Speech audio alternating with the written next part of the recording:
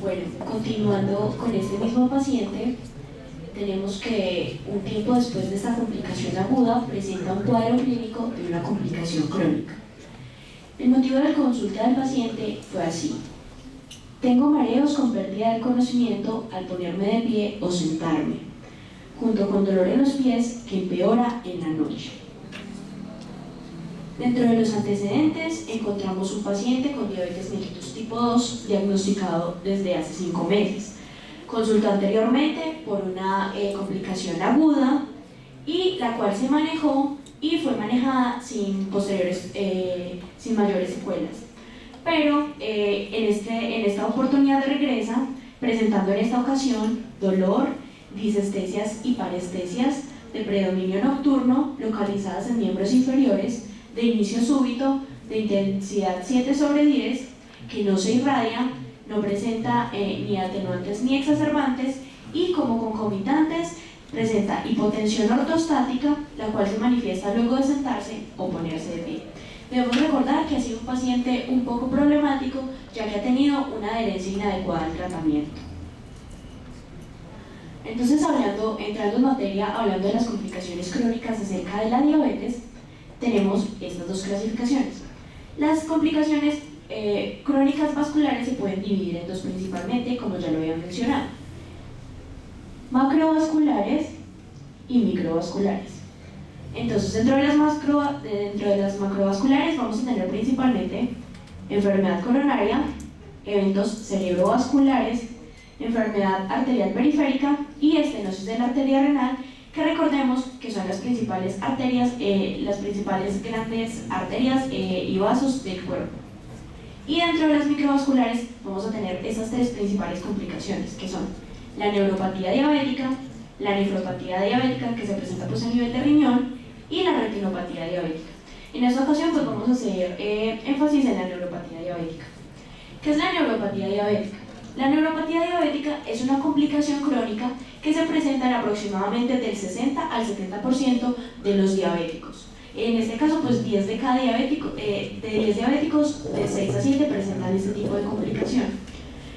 Esta neuropatía diabética puede venir acompañada de dos tipos de lesiones. La primera de ellas, que es un aumento en el espesor de los vasos sanguíneos que irrigan al nervio afectado.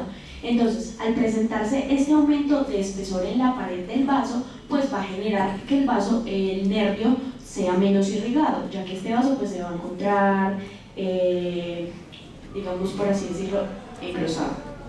Y también se puede presentar un proceso de desmielinización que afecta a las células de Schwann. Recordemos que la mielina es una sustancia muy importante que viene cubriéndonos todo el nervio a su paso, y es muy importante para la transmisión de los impulsos nerviosos. En este orden de ideas, la neuropatía tiene una clasificación y se clasifica principalmente en estos tres grandes grupos: la polineuropatía distal simétrica, la neuropatía motora proximal simétrica y la neuropatía focal. La primera de estas, que es la neuropatía distal simétrica, se presenta principalmente en miembros superiores e inferiores, siendo los inferiores los más afectados. Esta a su vez puede tener una subclasificación que es de tipo mixta, cuando los nervios que se ven afectados son sensoriales y motores; de tipo sensorial, cuando los nervios afectados son sensoriales; de tipo motor, cuando los nervios afectados son motores; y esta autonómica selectiva, que es cuando se puede encontrar afectados nervios sensoriales y motores, pero también se ve un compromiso de nervios del sistema autónomo, ya sea simpático o parasimpático. Esta neuropatía motora proximal simétrica, como su nombre lo indica, es una neuropatía que se presenta principalmente en los nervios de tipo motor. Esta se presenta principalmente en la región del torso, y pues su aparición es de carácter insidiosa. Esta neuropatía focal puede afectar diferentes nervios y su aparición es insidiosa, y es una de las que tiene un curso más rápido, pudiendo llegar a causar síndromes motores, craneales, torácicos y compresivos. Para el diagnóstico de la neuropatía diabética tenemos que tener en cuenta dos factores: principalmente una correcta anamnesis, como nos lo permite ver este gráfico. Es muy importante preguntarle al paciente cuáles partes del cuerpo están afectadas. Si la afección se presenta en una parte del cuerpo o en las dos partes, ya que nos permite clasificar la neuropatía como simétrica o asimétrica. También es muy importante que recordemos preguntar qué clase de nervios se encuentran afectados, ya que eso nos permite saber si esta neuropatía se trata de una neuropatía motora, sensorial o mixta. ¿Cuántos nervios se encuentran afectados para saber si es una mononeuropatía o una polineuropatía?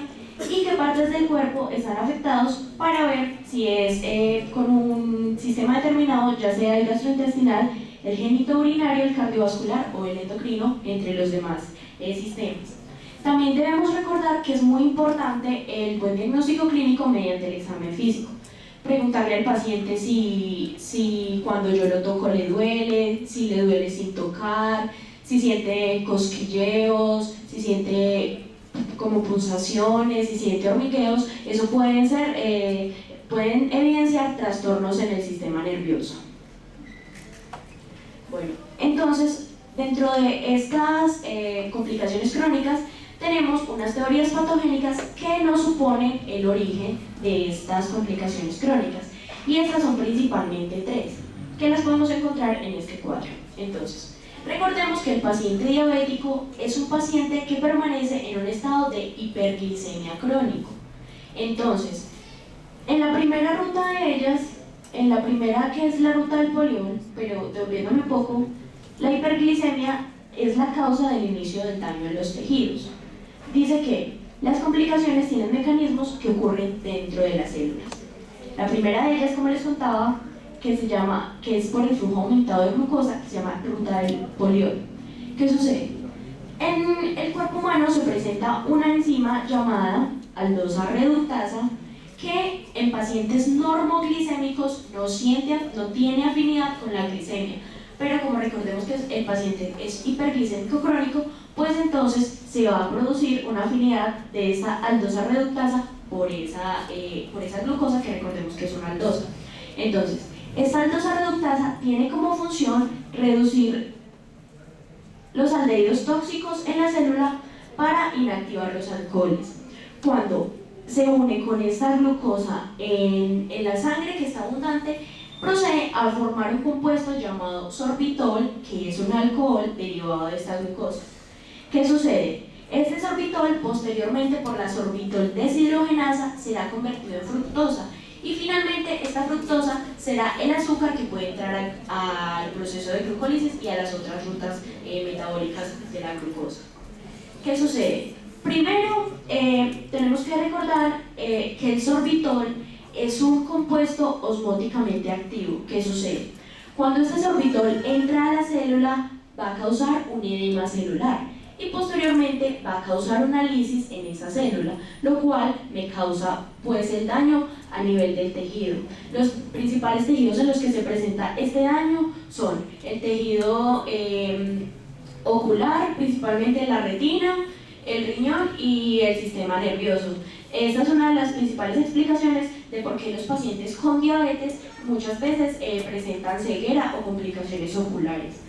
También es muy importante recordar que en esta ruta, para el paso de glucosa a sorbitol por la aldosa reductasa, se presenta un gasto de NADPH. ¿Qué sucede cuando se gasta ese NADPH y por tanto se disminuye en el cuerpo? El NADPH es muy importante, es esencial para la producción de glutatión. Y recordemos que el glutatión es un antioxidante. Entonces, cuando no se presenta este glutatión, se va a presentar una posibilidad de oxidación en las diferentes células, porque no va a ser posible eliminar estos radicales libres del oxígeno debido a que este antioxidante pues no se presenta. Continuando con estas rutas, la segunda de ellas es la producción intracelular de precursores del AGE.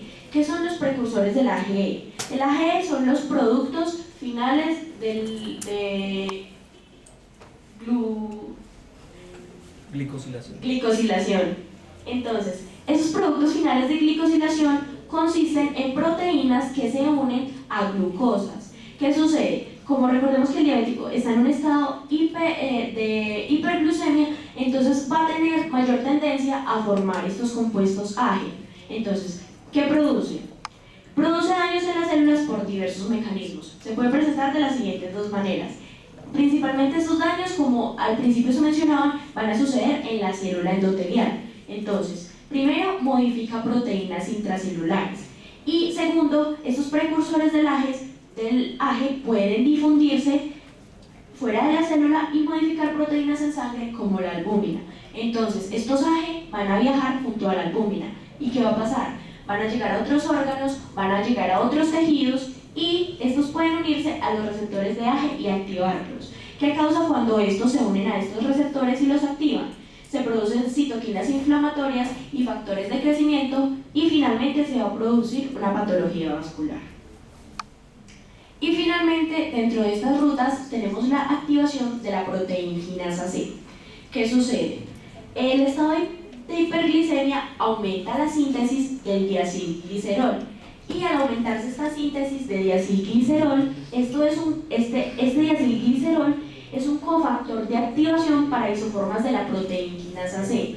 Entonces, al activarse pues esta síntesis de diacilglicerol, se va a aumentar la activación para isoformas de la proteinquinasa C. Se va a producir la activación de estas isoformas y de la misma proteinquinasa C, y este va a tener efectos sobre las expresiones genéticas. ¿Qué va a suceder principalmente? En primer lugar, el vasodilatador óxido nítrico, que recordemos que es muy importante, va a disminuir, y también el vasoconstrictor endotelina 1 va a aumentar. ¿Qué sucede cuando este vasoconstrictor endotelina 1 aumenta? Primero, se puede generar un daño en la membrana basal de los vasos sanguíneos, ya que esta está relacionada con fibrogénesis, pero esta fibrogénesis, debido a toda esta cadena, pues va a ser una fibrogénesis defectuosa. Entonces se va a generar tejido dañado, y por eso es que se presenta el daño vascular.